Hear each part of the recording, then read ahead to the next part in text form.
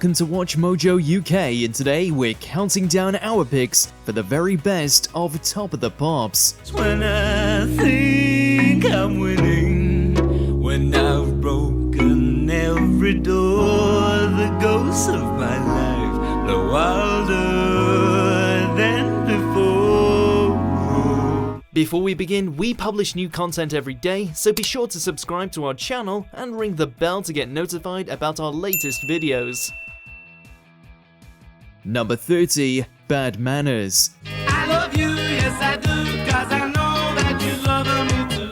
One way to describe this performance is bizarre. The band, who for many popularized the ska genre, came on to do their song Special Brew, and it's certainly one to watch. I love you, yes I do, gonna spend all my money on you. Whoa, whoa, whoa, whoa. While the song opens up rather mellow, it eventually picks up with a huge burst of energy from its grass skirt-wearing members.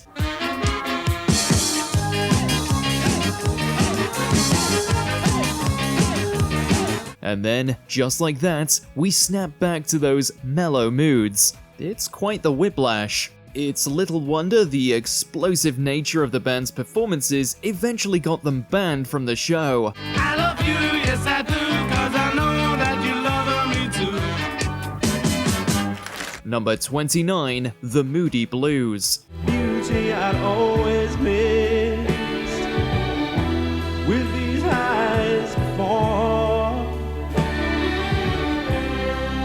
Just what the truth is, I can't say anymore. Nights in White Satin was a standout single from the band's Days of Future Past record, a defining tune for the group that straddles a creative line between heady psychedelia and proto-progressive sounds. Just what the truth is, I can't say anymore. I love you. The combination of orchestral accompaniments for the Moody Blues rock sound was a novel idea back in '67, and it works wonderfully on stage here. Nights in White Satin is a song that makes the most of its carnivorous production style, evocative vocals, and a flute solo to end all flute solos.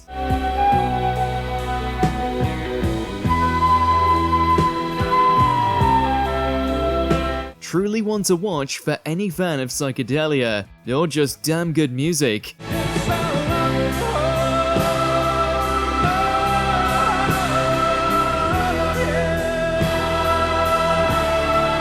Number 28, Radiohead. 2 jumps in a week, I bet you think that's pretty clever, don't you, boy?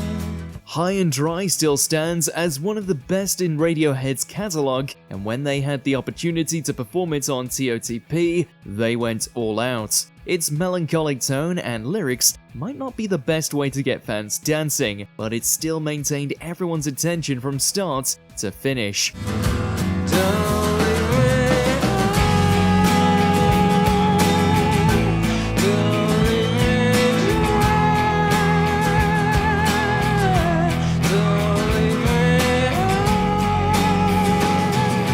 Tom York wails out the lyrics directly from his heart, and it's enough to give you chills. It's not the only Radiohead TOTP performance, but it's very likely the most enrapturing.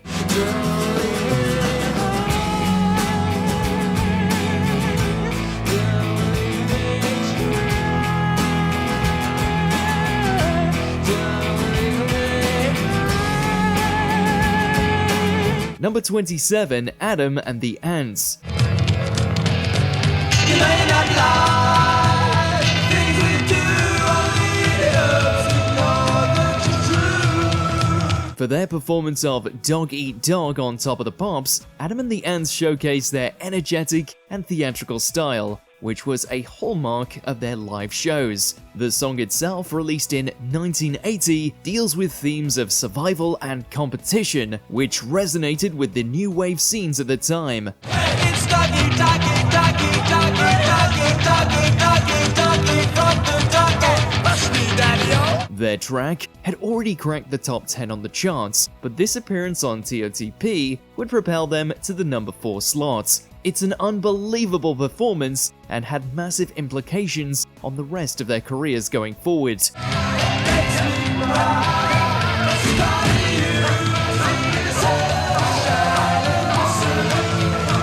Number 26, Wham! Hey, sucker. It really says something when you weren't even planned to be performing that night and you absolutely stole the show regardless. That's exactly the case with this performance of Young Guns, which saw Wham go from complete unknowns to an overnight sensation. George Michael called it a miracle phone call when they were asked to come onto the show, and they certainly made the most of the spotlight. This energetic performance proved to be an amazing launching pad for Wham, and they became the legends they're known as today.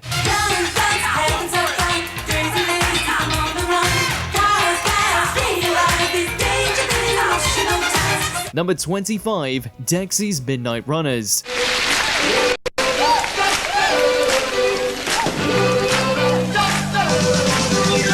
This one is both brilliant and daft, though the latter part is perhaps not the fault of the band. Back in 1982, Dex's Midnight Runners were all lined up to perform their hit song Jackie Wilson Said, but standing behind them, they've instead got a massive picture of Jockey Wilson, who was one of the country's foremost darts players and at the top of his career at the time. To this day, nobody knows why this happened.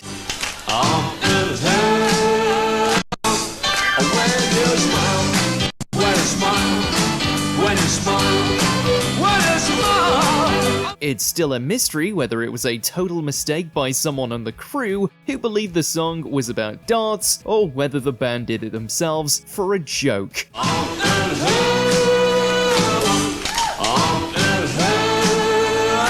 They've never explained, but this performance still rocks. Number 24, Nirvana. Load up on drugs, kill your friends as fun to Now we know you might be raising an eyebrow, but hear us out. As the story goes, Kurt Cobain and the gang didn't take it well when they were told they would not be performing their instruments live, and simply miming instead. with the lights out. It's as dangerous. We are now entertainers. This was because the TOTP studio didn't have the right acoustics for a proper performance. In protest, Cobain sang the song in a bizarre voice, which many have suggested is actually an impression of Morrissey.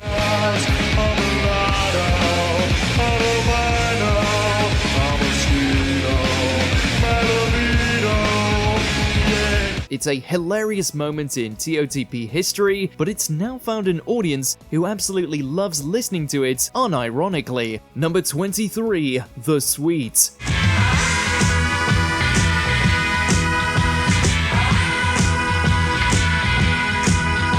You could argue that this performance of Blockbuster epitomizes the appeal of Top of the Pops, a band throwing out their latest killer track with the whole audience in the palm of their hands. Does anyone know the way?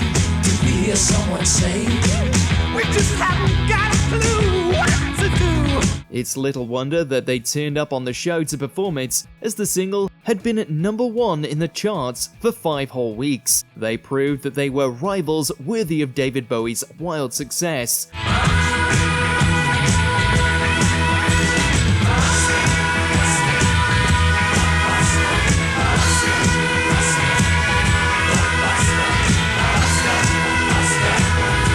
Number 22, The Smiths.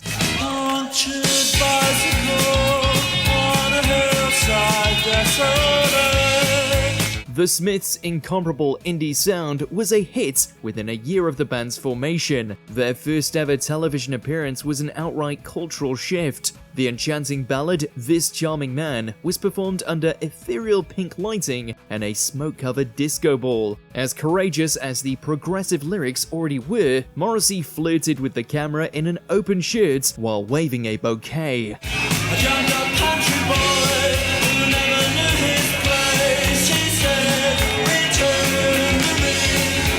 was a wonderfully campy broadcast of a new style in British rock and a unique expression of masculine charisma. Morrissey's autobiography later accused manager Joe Moss of plans to oust him from the band by the end of 1983, but you need only see this charming man on TOTP to recognize the Smiths as a revolutionary force.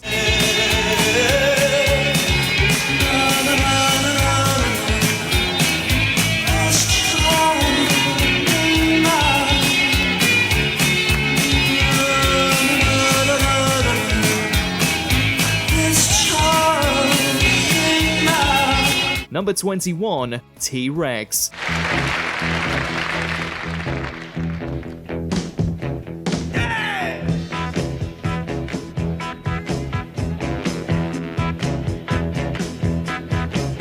Mainstream British rock needed a new image by the early 1970s. TRex surely had the breakout sound to secure an appearance on TOTP. This is a must-see for any fan.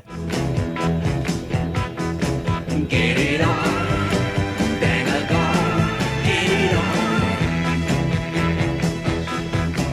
Get it on, bang a gong, get it on. This song dominated charts back in '71, so it was no surprise that the band turned up on the show. While the performance itself is phenomenal, what has kept it in the minds of those who saw it happen back in the day was the surprise inclusion of Elton John on piano.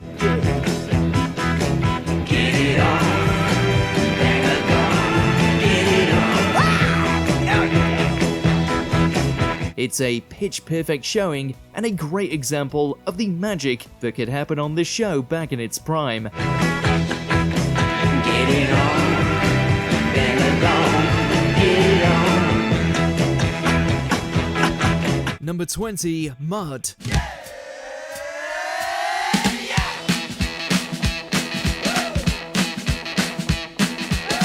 The artificiality of Top of the Pops makes it easy for artists to take the piss. The glam rock group Mud took a different approach back in 1974, however, and had a little bit of fun at the same time. Your tiger feet, your tiger feet, your tiger feet. Mud invited their roadies on stage to devise a dance number alongside the band's performance of Tiger Feet.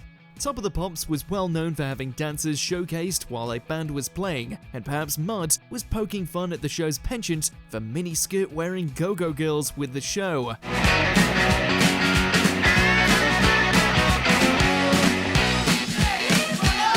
The sight of Mud and their roadies dancing and bopping along to the group's hit single never fails to make us smile.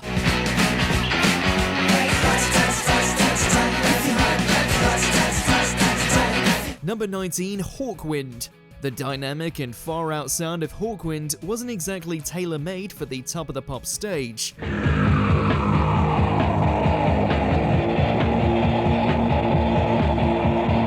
However, their psychedelic warriors nevertheless had a charting single with their hit Silver Machine and were invited on the program. However, the band decided to eschew convention and have their performance broadcast from a live show in Dunstable.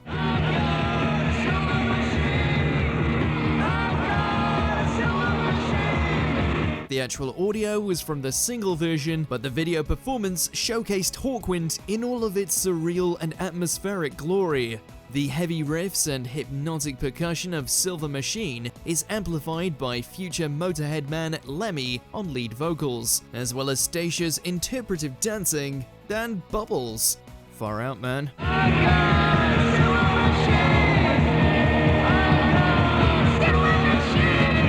Number 18, Jethro Tull.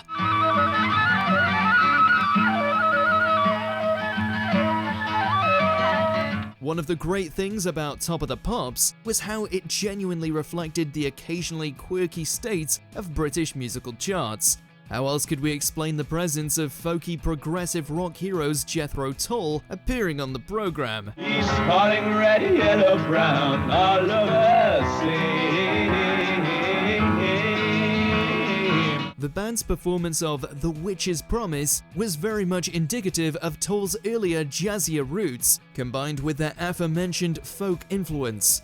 Frontman Ian Anderson looks like a man possessed as he mimes along to the track, a feeling that's doubly expressed as the clips turn freaky around the 2-minute mark.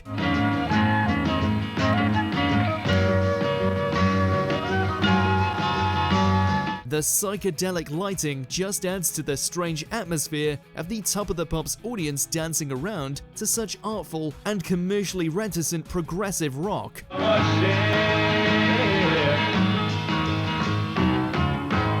Just promises turning. Number 17, Cameo.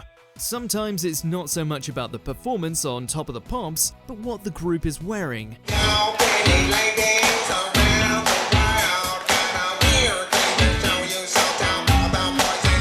This idea definitely applies to American funk group Cameo, whose lead singer devised a definite talking point with his wardrobe choice. Lead vocalist Larry Blackman wasn't exactly a stranger to codpieces prior to taking on the Top of the Pops stage in 1986, but this did little to dilute the impact of this visual cue.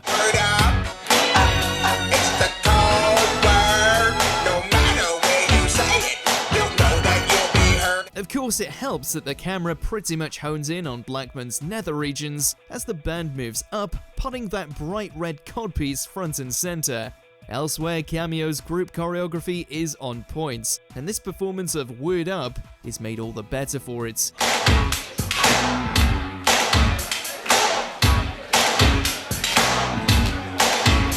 Number 16, Gladys Knight and the Pips. Sometimes the mimed performances of Top of the Pops actually work in the artist's favor. The world he left behind, not so long ago. The inimitable Gladys Knight was very pregnant when she appeared on Top of the Pops. This might have proven difficult for the singer during any other circumstances where she was expected to perform live.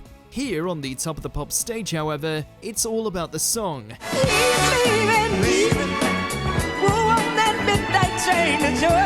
Knight could take it easy and mime along to the playback, while the Pips did more of the heavy lifting entertainment. The performance of Midnight Train to Georgia ended up being great. Gladys Knight looked radiant and all was well.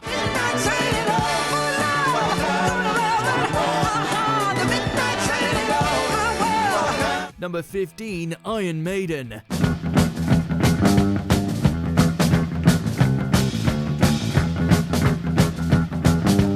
Iron Maiden wasn't the first band to perform live on Top of the Pops, but they were one of the earliest. Just 16, we are drunk, out of money, out of love. The studio setting just wasn't conducive to loud pop music, never mind the heavy metal bombast of Iron Maiden. The band's amps were set to minimum as a result, while Clive Burr's drum set had to be taped down, according to former Maiden guitarist Dennis Stratton. Running wild, I'm running free, yeah.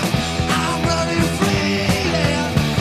I'm running free. Still, this did little to dampen the immense raw power of Running Free, as evidenced by Maiden's ferocious performance. Lead singer Paul Di'Anno is coolness personified as he rages from the front of the stage, while the band's twin guitar attack cuts through the Top of the Pops studio like a razor. I'm running free, yeah. I'm running free. I'm running free, yeah. It's pure heavy metal thunder. Number 14, Elton John. Don't have much money, but boy, if I did. Elton John's performance of Your Song was the musician's second appearance on Top of the Pops, and it's arguably his most memorable. It's very easy when discussing Top of the Pops performances to get too lost in the big and the loud. Instead, Your Song is a quiet piece, a performance that hinges upon earnestness and passion. How wonderful life is while you're in the world. Elton John isn't mugging for the camera or otherwise taking the piss. As a result, the seriousness with which Your Song is presented not only services Sir Elton as an artist, Yours are the sweetest eyes I've ever seen. it proves that Top of the Pops could serve as a genuinely moving avenue for new music to affect an audience. This one is just great. How wonderful life is while while you're in the world. Number 13, Roxy Music. Make me a deal and make it straight. Or sign and seal, I take it. We're gonna continue on that Elton John line of thinking for a moment with our next entry. That's because it was this performance of Virginia Plain that arguably served as the means with which Roxy Music broke through into British musical conversation. Sweet lamb, make believe. Baby James and Acapulco, we are flying down to Rio. The song was their debut single, so it was this performance on Top of the Pops that could potentially make or break that single's success. Thankfully, Roxy Music more than proved up for the challenge on this night, presenting a performance that was both visually arresting and conceptually satisfying. Last picture shows down the drive-in. You're so sheer, you're so chic, teenage rebel of the week. The band's natural artistry doesn't take away from the impact of Virginia Plain as a righteous single, but instead served to amplify just how exciting Roxy Music was back in the early 70s.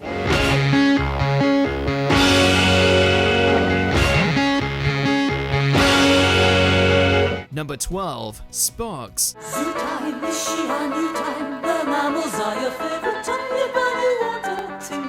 Sparks is your favorite band's favorite band. At least that's the reputation this idiosyncratic American duo has cultivated over the years. It's easy to see why as well, since Sparks has never done things in half measure.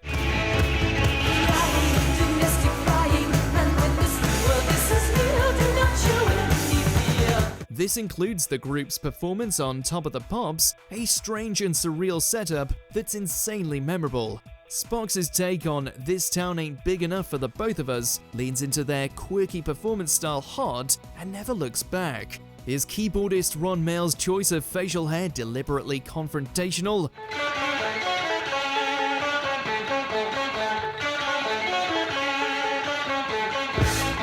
Maybe, and the camera can't help but focus on his strange, almost menacing stare into the audience, who don't seem to know exactly what to do with the song. It's wild stuff.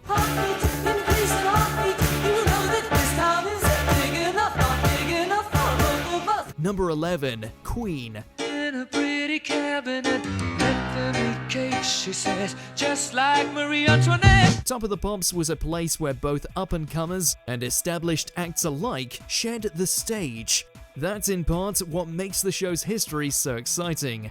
Case in point, this iconic performance from Queen back in 1974. Well versed in etiquette, extraordinarily nice. She's a killer queen, got bad agility. The band had appeared on the stage before, performing Seven Seas of Rye, but this one showcases Queen in true regal form. The lighting, the atmospheric fog, Freddie Mercury's outstanding stage getup, it's all just perfect. She's a killer queen, got bad agility, dynamite with a laser beam. It's a great way to present the Queen package to a home audience, without taking away from the studio excellence of the song. Killer Queen indeed. Insatiable and appetite. Wanna try? Number 10, Spice Girls, Wannabe.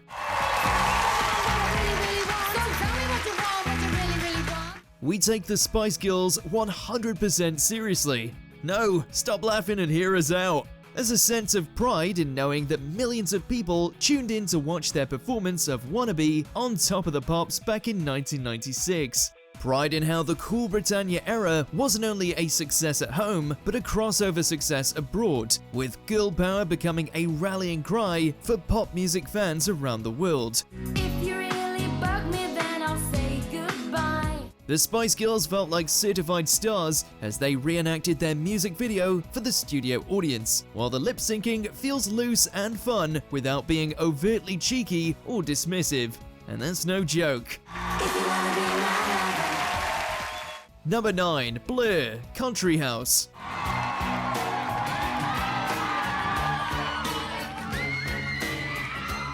Speaking of Britpop, does everyone remember the back and forth between hit chart frenemies Blur and Oasis? If not, allow us to jog that memory with this Top of the Pops performance of Country House.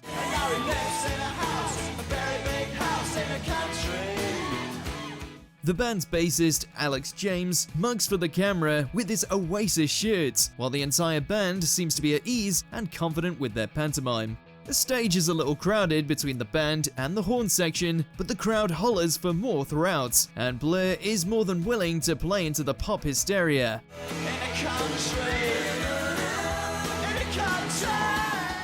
Number 8, Frankie Goes to Hollywood, Relax.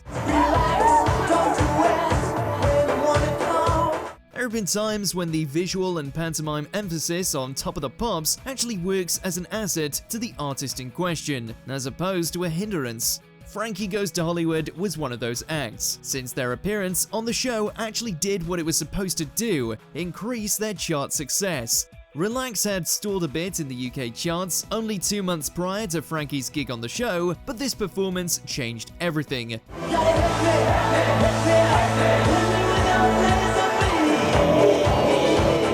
The crowd is obviously into it, while the band's magnetic charisma is set fully on display, a case when seeing the artist and hearing the music finally made that all-important connection with the fans.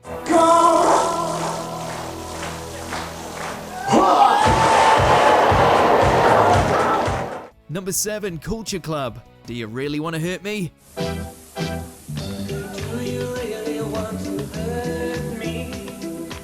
The landscape for out and proud LGBTQ+ performers was very different back when Culture Club took to the Top of the Pops stage in 1982. As a result, the band's appearances on Top of the Pops, including when they performed their hit Do You Really Want to Hurt Me, was, for some, their first experience seeing Boy George and company in the flesh. Do you really want to hurt me? Do you really want to make me cry? The song's innate smoothness and laid-back reggae vibe allows George to take a visual center stage, and he absolutely made the most of his time. His stage presence is at once commanding and shy, a true rock star who nevertheless feels close enough to touch. You just can't take your eyes off him. Make me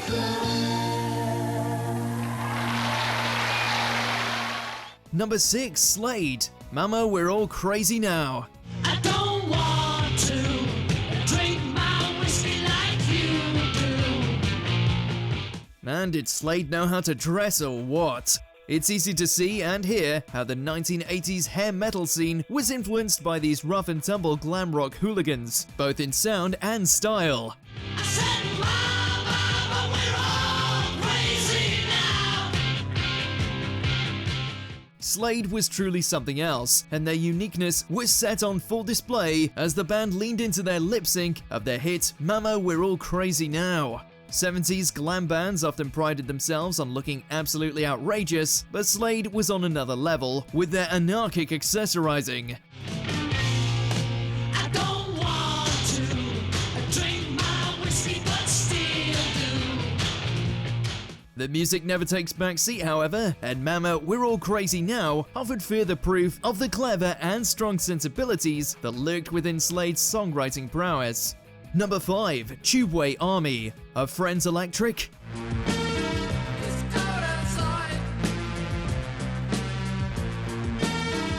It's amazing to look back and witness how ahead of the curve Gary Newman was when it came to the world of electronic music and bringing that world to the mainstream. The man's Top of the Pop appearance with his band Tubeway Army hit back in 1979 when punk rock was still raging. New wave was on the horizon, and heavy metal was poised for commercial chart supremacy.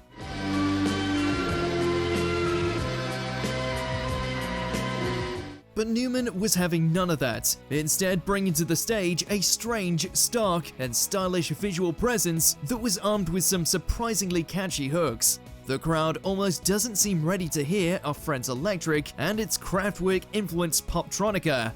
By the end, he seems to have them in the palm of his hand.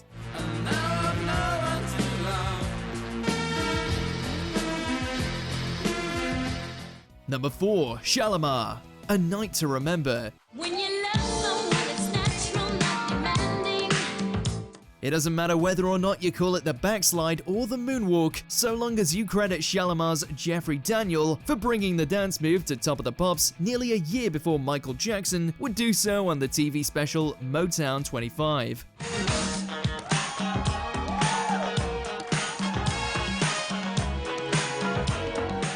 Shalimar's pop R&B sound was smooth as silk, but the TOTP performance just focuses on Daniel's righteous dance moves, a pop and lock fest that may seem retro today, but was absolutely revolutionary back in '82. Daniel brings together elements of mime and breakdancing to his performance, as the song track plays in the background, and it all works brilliantly.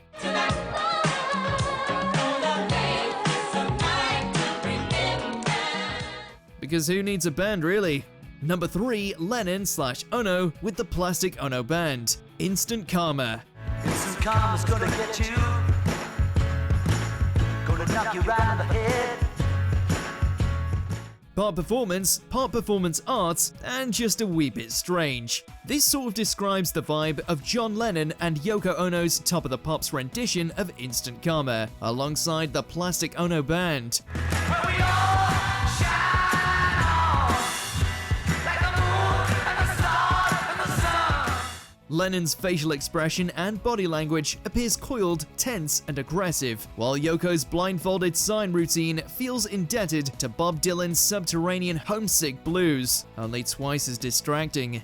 Like the moon and the stars and the sun. Meanwhile, the mini-skirted mob dances about, oblivious to the performance's more artistic leanings, in deference to a little shaking of the moneymaker. Does that all fit together? No, not at all, but that's exactly what makes the performance so compelling. Where we all shine on, like the moon and the stars and the sun. Number 2, Kate Bush, Wuthering Heights. Out on the winding, windy moor, sweet roll and falling green. It doesn't matter whether you prefer the black dress version or the white dress version of Kate Bush's Top of the Pops appearance from 1978, you win every single time. Kate was barely 20 when she decided to sing her hit Wuthering Heights live to a backing track for TOTP, but her inimitable presence is already set fully on display. It's me, oh, Kathy, oh, come over. Said simply, there's no one quite like Kate Bush. From her eccentric, interpretive dance moves, ethereal beauty, and absolutely massive voice, she's one of a kind, and these Top of the Pops performances solidify these notions in magical fashion. Water fruit, I see through. It's me, oh, Kathy, oh, come over. It's amazing to think that at this point, Bush's career was just getting started. So cold, let me in at your window. Number 1, David Bowie and the Spiders from Mars, Starman. Didn't know what time it was, the lights were low. Ease, Grace, Outer Space. David Bowie's performance of Starman for Top of the Pops was something special, a moment that changed the lives of so many kids back in 1972. There's a starman waiting in the sky. He'd like to come and meet us, but he thinks he'd blow our minds. Kids who almost immediately went out and formed bands of their own, inspired by Bowie's androgynous psychedelic form of interstellar rock and roll. The interactions between guitarist Mick Ronson and Bowie are fun to watch, as is the almost hypnotic sway of the dancing crowd. There's a starman waiting in the sky. It's a communal celebration of sorts, this idea that something special was occurring in that specific studio at that specific moment. Ultimately, however, it also proved one thing, that this was Bowie's world and we were just visiting.